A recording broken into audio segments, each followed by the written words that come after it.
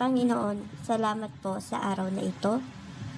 Lumalapit kami sa iyo, nagpapakumbaba, humihingi po kami ng kapatawaran sa lahat po ng kasalanan na aming nagawa. Nawa, Panginoon, ang araw na ito ay maging kaaya-aya sa bawat isa, lalo na po sa inyo.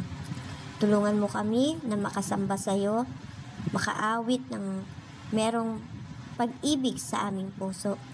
At ikaw nga po, banal na Espiritu, ang siyang kumilas sa bawat isa sa amin. Tinataas din po namin sa iyo ang tagapagbigay ng mensahe. Hinihiling po namin, Panginoon, na bigyan mo po siya ng talino at bigyan mo po siya ng anointing ng iyong Espiritu. Maraming salamat, Panginoon, sa lahat ng mga gagawin pa namin sa araw na ito. Ito na nga po ang aming dalangin na nagbibigay ng papuri at pagsamba sa iyo sa pangalan ni Jesus. Amen.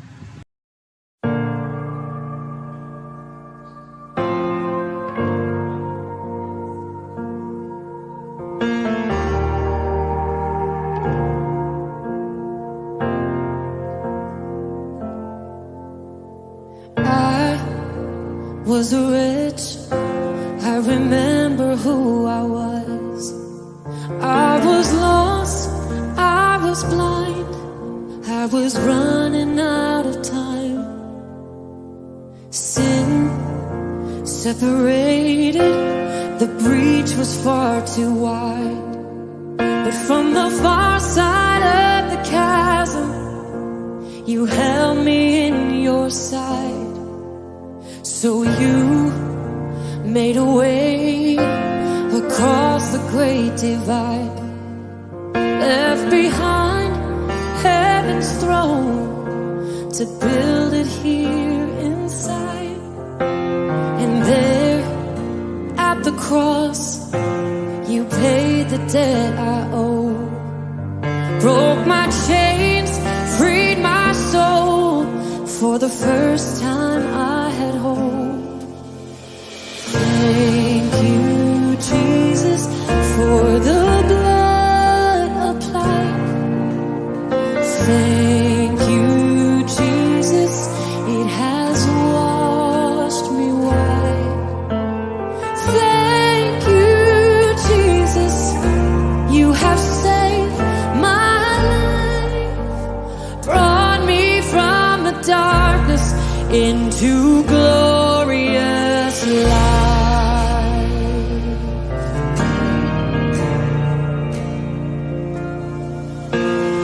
You took my place, laid inside my tomb of sin. You were buried for 3 days, but then you walked right out again. And now death has no sting, and life has no end. For I have been transformed by the blood of the Lamb. Thank you, Jesus, for the blood applied. Thank you, Jesus.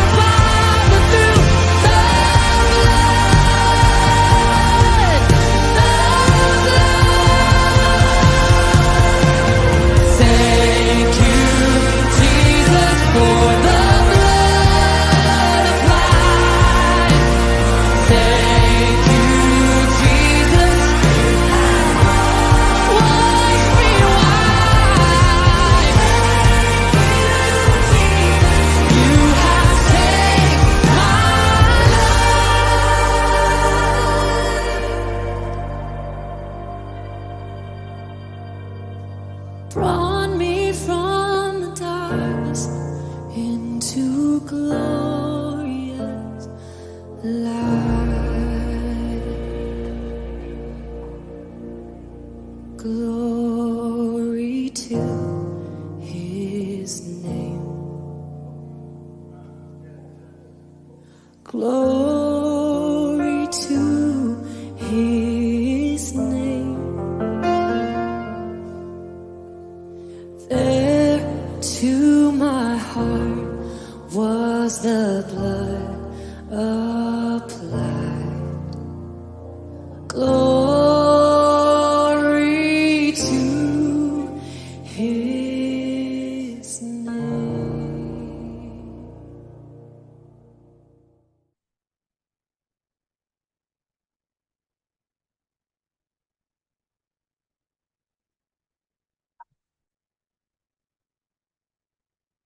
Hello po sa ating lahat. Magandang araw at mag-aral po tayo para sa systematic theology. Sorry po, nagkamali ka. Okay, let's go to our part 2 ng systematic theology at ang topic pa rin natin ay bibliology. At pag-aralan po natin itong inspiration of the Bible. Ano ba itong sinasabi ng katuruan or ng doktrina na ang Biblia ang siyang tanging aklat na kinasihan ng Diyos. So wala nang iba. Okay? So tingnan po natin, silipin natin. Wait lang ha, tanggalin ko lang itong aking hanging or floating. Yan. Okay. Basahin po natin ang 2 Timothy chapter 3 verse 16 at ang sabi po dito, ang lahat ng kasulatan ay kinasihan ng Diyos. Ano po ang ite-take note natin dito ng mga wordings or mga phrases? Ito po, lahat ng kasulatan, ibig sabihin from Genesis to Revelation, everything that is included in the Bible, lahat po yan ay may kasi ng Diyos. When we say kasi or kinasihan, God breathed. Yung kanyang Holy Spirit ang nangusap. Okay, mamaya mas lalo po pa pong i-explain yan sa'yo. At ito po ay magagamit sa kapakinabangan, sa pagtuturo ng katotohanan, sa pagsaway, sa kamalian, sa pagtuwid sa likong gawain, at sa pagsasanay para sa matuwid na pamumuhay. Sige, isa-isahin na nga po natin ito. Meaning of inspiration or kahulugan ng inspiration. Ang God-breathed ay galing sa Greek word na theopneustos. Okay, ulitin ko po. Theopneustos, na ang ibig sabihin, God. Theo means God at nostos bilang breathed. Di po binabanggit tong P ha. Nostos lang po yan. Okay? Ibig sabihin yan, ang kasulatan ay hininga mismo ng Diyos. Ibig sabihin, kanya mismong salita, kanyang mga pananalita. Hindi lang ito gawa ng tao. Kasi marami nagsasabi, Bible yan gawa yan ng tao. Ang taong sumulat niyan. Hindi po. Kasi, ang author niyan mismo ay ang Diyos. Pinorward niya lang sa tao upang may maisulat ang tao. So, ibig sabihin, kung wala yung pananalita ng Diyos, wala yung kwento niya, wala yung instruction niya, wala yung mga promises niya, hindi po ito matatawag na galing sa Diyos. Kaya merong mga siningit yung mga Catholic, na mga aklat na hindi po inapprove ng trend ng mga nagkanon, ng mga rabbis. Bakit? Kasi hindi nila ito inaangkin na kanila mismo or sulat mismo ito ng mga Hudyo. Maaring iba ang author nito at walang kinalaman when it comes to spiritual. Kaya hindi po naisama sa canon. Kaya tinanggal po yun, dinisregard po yun. Okay? At dahil diyan, kung ano yung na-compile lang sa Bible, yun lang po yung ating sasandigan. Kasi ito lang po yung in-honor mismo ng mga rabbi. Okay? So, hindi lang ito gawa ng tao, kundi gabay ng Diyos sa mga sumulat, as I have said earlier.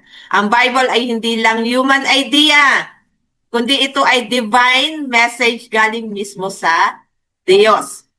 God is the ultimate author at ginamit niya ang mga tao para magsulat lamang. Pero siya ang nagbigay ng mensahe.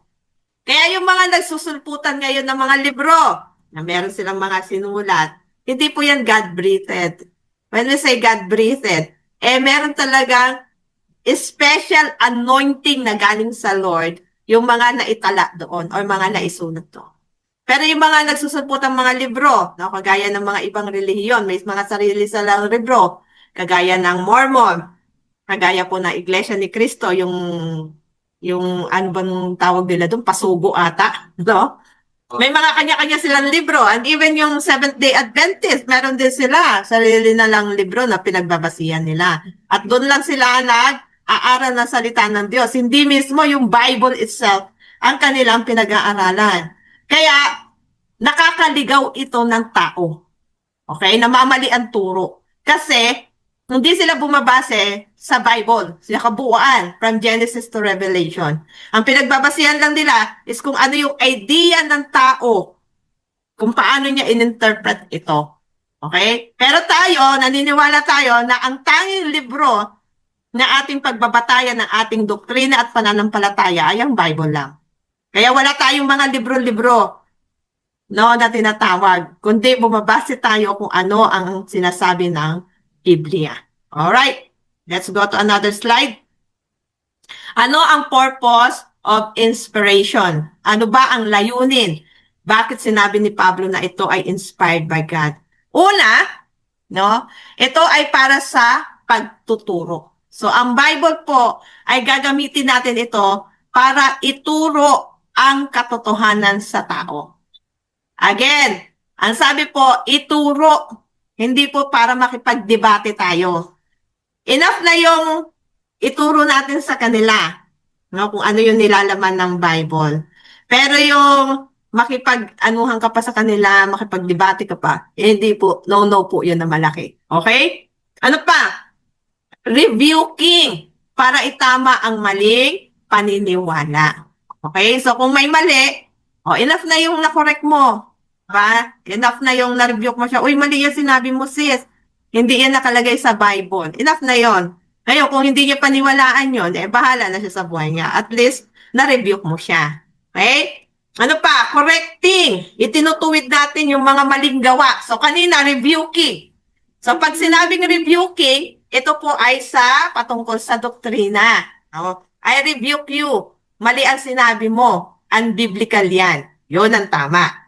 Pero when we use the word correcting, itinutuwid mo naman ang maling gawa ng tao. Kaya nga correcting kasi ibig sabihin, may gagawin ka na hakbang para ito ay ituwid. Pero ang rebuking, sinabi mo kung ano yung salita ng Diyos. Bahala na siya kung tatanggapin niya ito. Bahala na rin si Lord kumilos doon sa tao, mag-touch. Pero pagdating sa correcting, ito po ay pagtutuwid sa mga maling gawa. Kagaya po ng pagpapractice natin, ng pagpunta sa Quiapo, bumibili ng anting-anting, no? Nagpapahula. Ano pa? Pinupunas-punasan natin yung mga rebulto, di ba? Yan po ay mga maling gawa. Pagsisinungaling, pag-adultery, panggagaway, panggagaway, pag-aaway. I'm sorry. Ano pa? Pagkakaroon ng disunity, at marami pang iba, no, na mga nilalabag natin sa kautusan ng Panginoon. Yung hindi natin pananalangin, hindi natin pag-aaral ng salita ng Diyos. Yan po, lahat ng mga bagay na yan. Yung hindi natin pagdalo sa mga gawain, lahat po yan tinutuwid natin doon sa tao. At pagka ikaw ay nagtutuwid, dapat meron kang nakaantabay na solusyon kung anong gagawin niya. Hindi pwedeng nagtuwid ka lang. Kasi pag nagtuwid ka lang, ang tawag natin dyan is nagja-judgment ka dun sa tao. Kinokondem mo lang niya. Pero kung may kasama yan na pagre-resulta kung anong dapat niyang gawin, yun po ang tamang correcting. Kasi meron kang inilalagay sa kanya. Halimbawa, ay sis, mali yan. Hindi ka dapat umaalis sa church. Para na sa ganon, natututo ka kung ano yung tamang ugali at karakter ng isang believer. Kaya huwag kang aalis. So, alin ang correcting doon? Mali yan sis, hindi ka dapat umaalis sa church. Ano yung iyong ginawang pagsusolusyon? Dapat manatili ka sa church upang ikaw ay matuto at lumago spiritually. Okay? So, yan po ang ibig sabihin niyan. Now, next Last is for training in righteousness. Para ikaw ay sanayin sa katuwiran. Para matuto tayong mamuhay kung ano ang tama. Okay? So, sabi ko nga sa inyo, ang correction na walang pagtuturo kung anong dapat gawin na tama ng isang tao, ang tawag natin dyan is, you are judging that person. Wala tayong karapatan mag-judge. Okay? Ang karapatan lang natin is, ituro sa kanila. Yes, iko-correct natin sila sa maling gawa, pero ituturo dapat natin sila sa tamang landas. Okay? Nagkakaintindihan po tayo? Yan po ang purpose ng Bible. Other than that, wala nang iba. Yung makipagdebate ka, yung gamitin mo ito para makagain ng pera, no? Yung habang nagsasalita ka, meron kang mga supot-supot na binibigay dun sa mga tao, no? Mali po yun. Okay? Saan po ginagawa ang paglilikom? Kagaya po ng mga ginagawa ng mga early church kapag sila po ay nagsa-Sunday worship. At ginagawa po itong paglilikom na ito para sa mga membro na nakakaalam ng tama at mali. Okay? Para sa mga mananampalataya lang. Huwag mong kukuhanan ang mga taong hindi pa nakatanggap sa Panginoon. Dahil para sa isipan nila, inaabuso mo ang salita ng Diyos. Nagkakaunawaan po ba tayo? So, ang paglilikom ginagawa sa loob ng church. After service, pagkatapos ng mga gawain, kagaya ng ganito, pwede tayong magsabi, no? Na, mga kapatid, may pangangailangan po tayo sa iglesia. At kailangan po natin ng maglikom dahil meron po tayong namatayan, nakapatiran. Diba? Ilang araw na ako nangangampanya, wala pa nagbibigay. Diba po? Amen? Kaya ang Bible talagang tinutuwid tayo yun para gawin natin ng tama. Okay, now, let's go to number 3. Result of inspiration. Ano naman ang bunga nito? Number 1 is, hindi, number 1, para ito ay i-ready ka na gumawa ng mabuti. Ito ay gagamitin lamang ayon sa kanyang purpose at hindi upang makipagdebate or gamitin ito para mangalap ng pera. Okay? Kagaya ng ginagawa ng mga ibang religion. Habang nasa palengke, no? May mga supot sila at nag-aabot-abot. Habang nasa bus, maya-maya mag-aabot na ng sobre. Mali po yun. Ginagamit natin parang kalakal yung salita ng. Hindi po ganun. Okay? Gagamitin lang po ang paglilikom. Again, kapag nasa loob ng simbahan, nag-gathering. Alright. Kagaya po ng ganito, Bible study, it's a form of gathering. Sunday worship, it's also a form of gathering. Prayer and fasting services, midweek services, etc. Ano pang mga services yan na ginaganap sa kung saan kayo nagtitipon-tipon. Kagaya po neto, ang pagtitipon-tipon natin ay through social media. Through Gmeet, through Zoom, through Messenger. Alright? So, iyan po yung place natin to gather everybody. Kaya may karapatan po tayong mag-likom. Okay, now, para maging ready, kailangan na complete or perfect at equip ang isang believer. So, hindi ka pwedeng gamitin ng Diyos sa ministry nang hindi ka complete or perfect at hindi ka equip. Pastora, kung gano'n, di wala na. Tama? Wala nang gagamitin sa ministry kasi lahat tayo imperfect. So, hindi po ganun ang ibig sabihin ni Timothy, or ni Pablo, ni Pablo, nung sumulat siya kay Timoteo. Sige, sundan natin yung 17 kasi kanina 16 yung binasa natin. Anong sabi ng 2 Timothy 3:17? That the man of God may be complete. Anong ginamit niya dyan para sa susunod na sentences? Semicolon. Kapag may semicolon, ang ibig pong sabihin yan, tumutukoy ito or dinidescribe nito yung naunang sentence. Kaya i-take note nyo po yan kapag kayo po ay nag-aaral ng Biblia. Tignan nyo po kung paano ginawa ang isang sentences. Kung ito po ay past, present, past participle, no? Merong mga ginamit na mga colon, comma, etc., etc. Okay? Ganyan po ang pag-i-interpret. So, ano sabi dyan? That the man of God may be complete. Nang sa ganon, ang isang tao ng Diyos ay dapat maging kumpleto. Ano yung sinabi niyang maging kumpleto dito? Ano yung itinutugma neto? Itinutugma ito doon sa thoroughly equipped for every good work. So when we say complete, ito ay sa salitang Griego na artios, na ang ibig sabihin ay thoroughly equipped. Equipped saan? Ikaw ay equipped for the purpose of teaching the gospel, to do good works. Ikaw ay matured.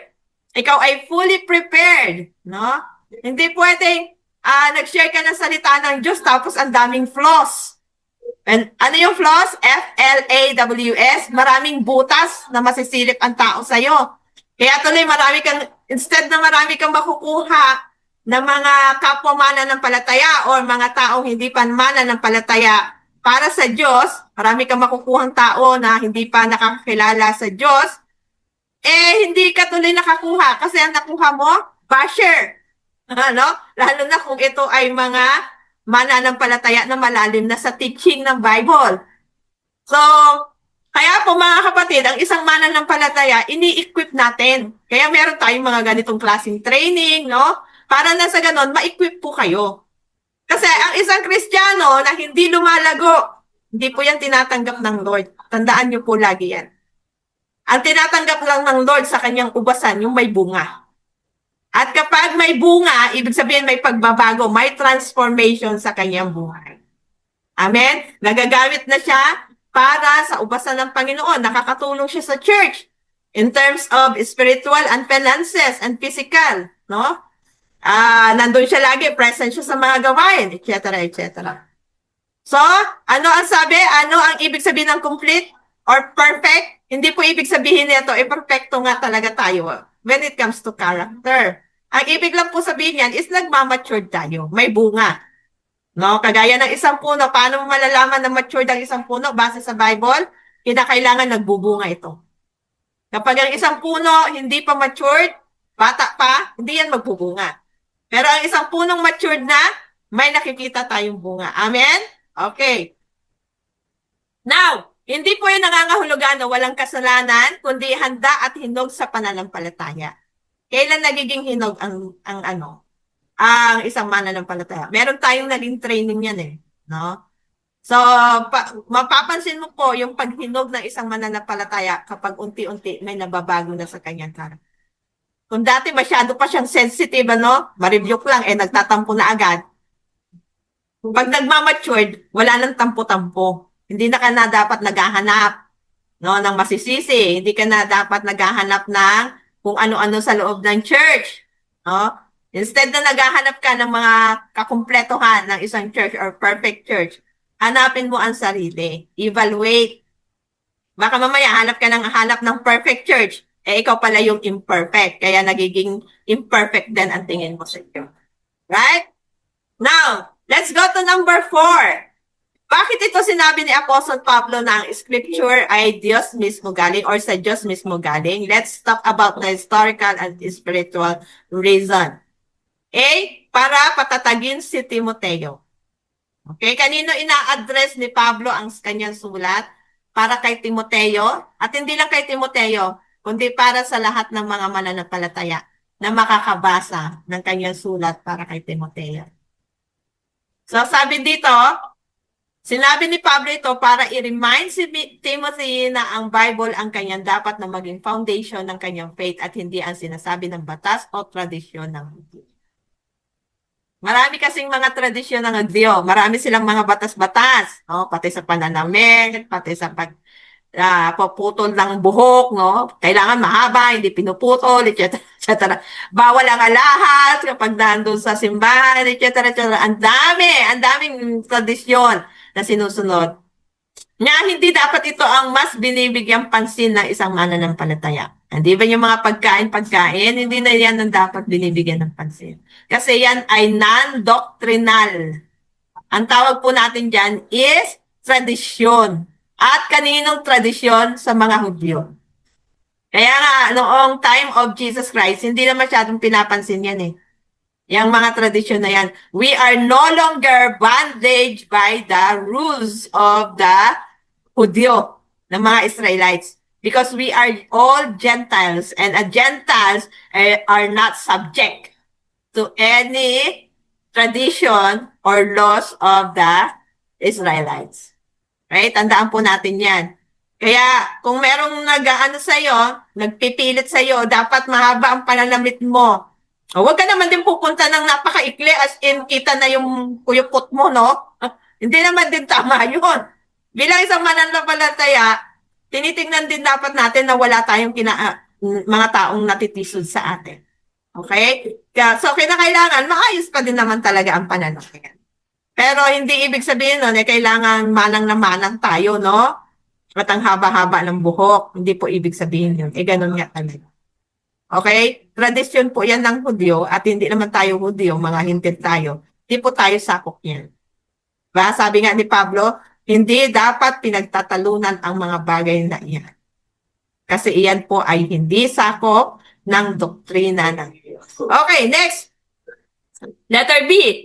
Laban sa false teachings. Kasi nung unang panahon, talamak po talaga ang false teachings. Kasi ginigiit ng mga Hudyo na ito pa rin dapat ang sinusunod. No? Lalo-lalo na sa kanilang worship time. No? Kailangan may nahain pa rin na haing handog. Hindi pa ba sapat? Yung buhay na ibinigay ni Jesus Christ bilang isang haing handog at kailangan pang magkatay uli ng karne para ialay sa altar. Hindi po ganun, no? Wala nang ganun. Amen? So, hindi na po tayo sakop niyan. Kasi, namatay na si Yeso Cristo. Siya na yung pinakaalay. Okay? So, sabi ni Pablo kay Timoteo, hindi kayo nagkakasala kung hindi nyo man magawa ang mga bagay na tradisyon ng mga Hudyo. Amen? Okay, next. Letter C. Para ipakita ang authority ng scripture. Kung sino nga ba ang gumawa neto. Yes, sinulat ng tao, pero kanino lang galing? Kaninong pananalita? Sabi nga, the word is God Himself or Jesus Himself na nagkatawan, tao, upang sa ating lahat ay magligtas. Okay? So, since it is God's breathed, may authority ito. No?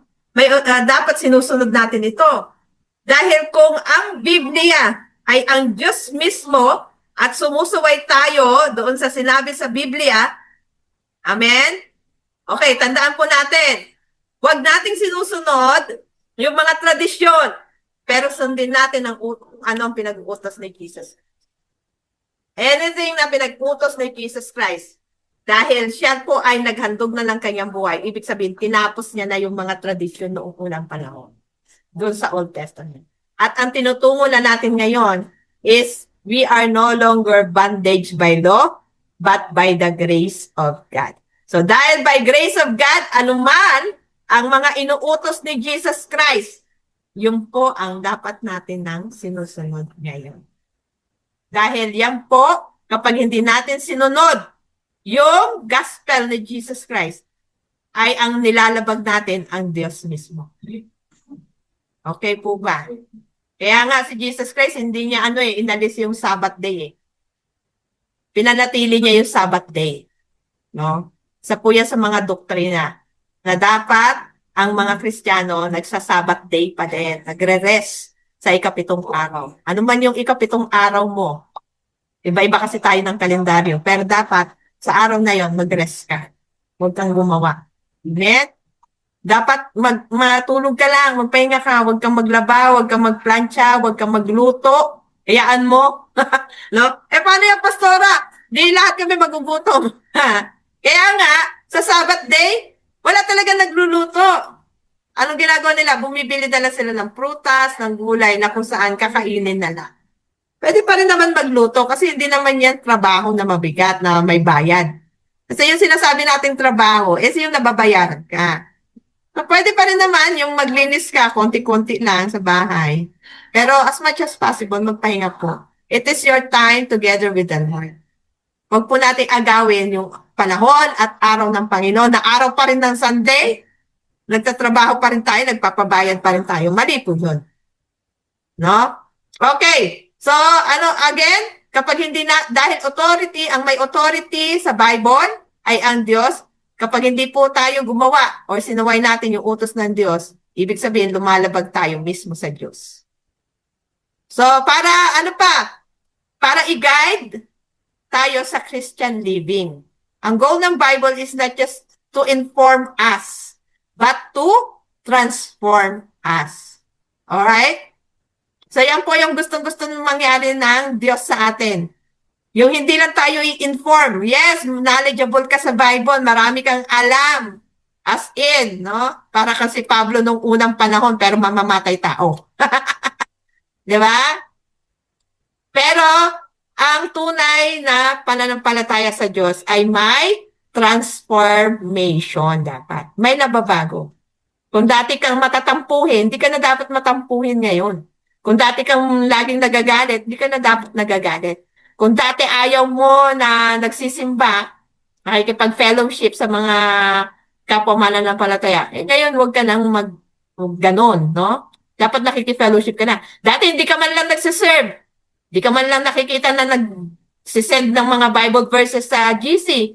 Alam niyo, natutuwa ako sa ginagawa ni Nanay Crispina. No? Laging nagsisend na mga prayer, Bible verses. Natutuwa ako sa ginagawa niya. Kasi nakakapag-serve siya. O tayo, anong service ang ginagawa natin? Di ba? Dapat matuto tayong mag-serve. Mag-send man lang tayo ng worship song, no? Na hindi na kailangan inuutusan. Ang mahirap po yun. Lagi ako nag-uutos kung sino yung gagampan ng worship song, ng prayer. Hindi po ganun eh. Dapat pag nandun ka sa loob ng GC, nagmamatured na eh. Hindi na dapat inuutusan. Kusa na lang na nagsisend ng Bible verse, kusa na lang na nagsisend ng mga worship song, no? Kusa na dapat na nagsisend ng mga aralin. Amen? Kagaya po ni Jaire. Oh, lagi ko yan nakikita nagsisend ng Bible verse, no? Yung mga youth natin nakakatuwa. Kasi busy-busy sila sa panonood ng mga videos together, busy sila sa nakakatuwa po ang mga kabataan natin. Amen. At nai-enjoy ko sila. Hinahayaan ko lang sila mag-explore. May mga suggestion pa nga sila na kapag may nag-send ng video sa GC nila, sama-sama nila itong panonood. At nung isang gabi, sama-sama nila itong pinanood. Natutuwa naman ako kasi nagkakaroon sila ng palitan ng mga kuro-kuro nila, no? Ang mga ideas, mga natutunan. Amen? So, ganun po kaganda yung ginagawa po ng ating mga kabataan. At yung iba po sa inyo, nagsisend ng mga prayer, nagsisend ng worship. Doon mo talaga makikita yung yung faithfulness ng bawat isa na mag-serve sa Lord. Okay? So, yan lamang po. Conclusion na tayo. Ang kasulatan ay galing sa Diyos, kaya ito ay may kapangyarihan na magturo, magsaway, magtuwid, at maghubog ng buhay natin.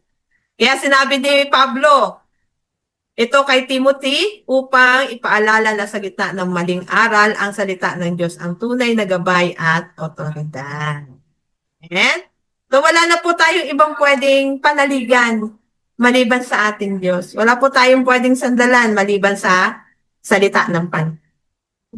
Okay? So, ayan lamang po. Sana marami po tayong natutunan at tutungo po tayo sa part 3 next week ng Bibliology. Marami pa po tayong pag-aaralan about Bibliology. Ito po ay unang pa lang. Kasi yung unang part natin is Introduction to Bibliology. Inaral natin ano ang Bible, paano ito.